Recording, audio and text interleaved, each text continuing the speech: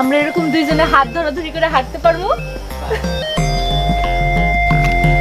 OMG করছি না। আরে তোমার চিন্তা করতে করতে তো লেখাপড়াটা সাঙ্গে তুললে ফেলাইছি।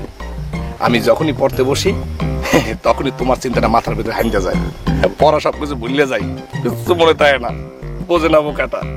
তোমার চিন্তা করতে করতে কেমনে পড়বো তুমি বলো? তাহলে তুমি পরীক্ষা পাশ করো কেমনে?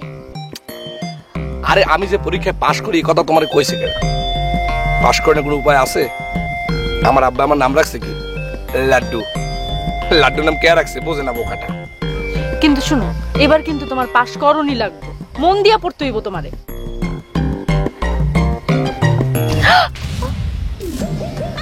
তুমি কি পাগল হয়েছো? আরে তোমারে পড়েই তো শ্বাস করতে পারতেছি না, বই পড়বো কোন সময়, বুঝে না বোকাটা।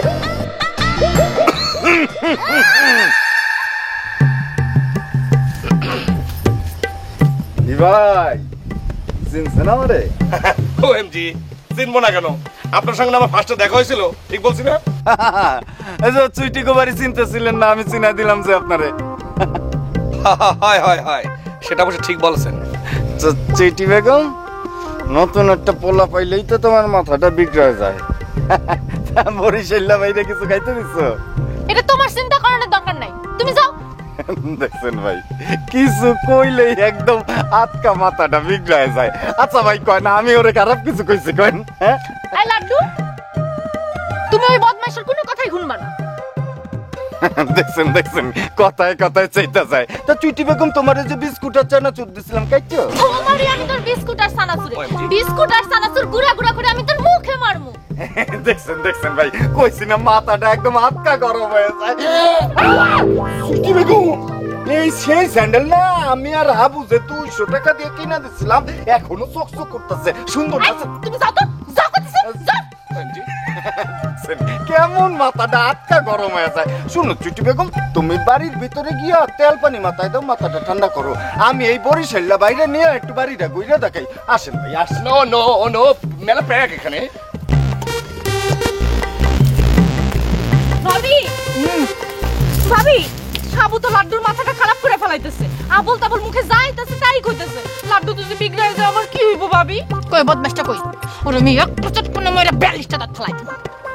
আর তো দাঁতই আছে 32টা, 42টা ফেলাইবে কেমনে? যখন আমার 10টা ফেলামু, তোর কোনো অসুবিধা আছে? না কই দিকে খাটতে। আমি তো গিয়া দেখি চুপ কইরা পানির মধ্যে পড়ে গেছে। তারপরে তো ওএমজি আমি তো তুমি এইখানে কাম কাজ ফালায় রাইখা লাড্ডুর লগে খাড়ায় খাড়ায় পেছাল বাটাচ্ছে কিসের জন্য সাবু? ভাবি, সুদূর বরিশাল থেকে একটা লোক আসছে, তার সাথে আমি একটু গল্প করবো না, সেটা হয় নাকি? ও নো, সে আসছে কার কাছে? চুইটির কাছে। গল্প যদি করতে হয় চুইটি করব, তুমি কেন? ভাবির সাথে তো কোনো অসুবিধা নেই। তোমার মাঝখানে কথা বলতেছি কি?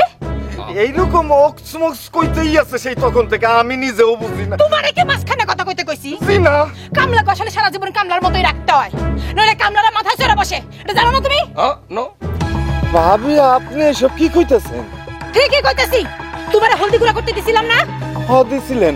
হলদির গুঁড়া তো ঠিকই আছে, মহিষের গুঁড়ার এই অবস্থা কেন? না মানে ভাবে মন নাই না? কামে মন নাই। কামে মন না থাকলে তো এমন হইবই। 2 দিন ধরে কইতাছি আমার জুতাটা সেলাই করে আনো, তুমি চুটের জুতা নিয়ে গেলা, আমার জুতা মুসির কাছে নিয়ে গেলা না কেন?